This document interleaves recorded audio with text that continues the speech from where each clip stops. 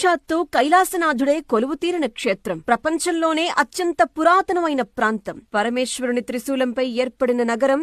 ప్రళయ కాలంలో కూడా నాశనం కాదని చెప్పబడే ఒక దివ్య క్షేత్రం కాశీ. కాశీ కాశీ కాశీ అని 3 సార్లు పలికితే చాలు మోక్షప్రాప్తి సిద్ధిస్తుందని కాశీఖండంలో పేర్కొనబడింది. అంతటి మహామహిమాన్వితమైనటువంటి నగరాన్ని జన్మలో ఒక్కసారైనా దర్శించుకుంటే చాలు అని అనుకోని భక్తులుండరు. ఆనంద కాననం, కాలభైరవ దర్శనం, విశాలాక్షి వీక్షణం, విశ్వనాథుని విన్యాసం, అన్నపూర్ణమ్మ అనుగ్రహం, మోక్షపురి, మహాశ్మశానం, పంచక్రోశ క్షేత్రం అనేటువంటి ఎన్నో పేర్లు మన కాశీకి. భువిలోన కొలువైన పరమేశ్వరుని నిత్య నివాసమే కాశీక్షేత్రం. తల్లి గర్భంలో 9 నెలల కాలంలానే వారణాసిలో 9 రోజుల నిద్ర ఒక మనిషికి అంతటి పవిత్రతను చేకూరుస్తుందట. ఇక కాశీక్షేత్రంలో గ్రద్దలు ఎగురవు, గోవులు పొడవవు, బల్లులు అరవవు, శవాలు కంపుకొట్టవు, కాశీలో మరణించిన ప్రతి జీవి కుడిచెవి పైకి లేచుంటుంది అని ఎన్నో విశేషాలు వింటూ ఉంటాం. కాశీ విశ్వేశ్వరునికి శవభస్మన లేపనంతో పూజ ప్రారంభిస్తారు. ఇక కాశీలో పుణ్యం చేసినా పాపం చేసినా 1,000,000 రెట్ల ఫలితం ఉంటుంది అంటారు. ఇక్కడ శక్తిపీఠం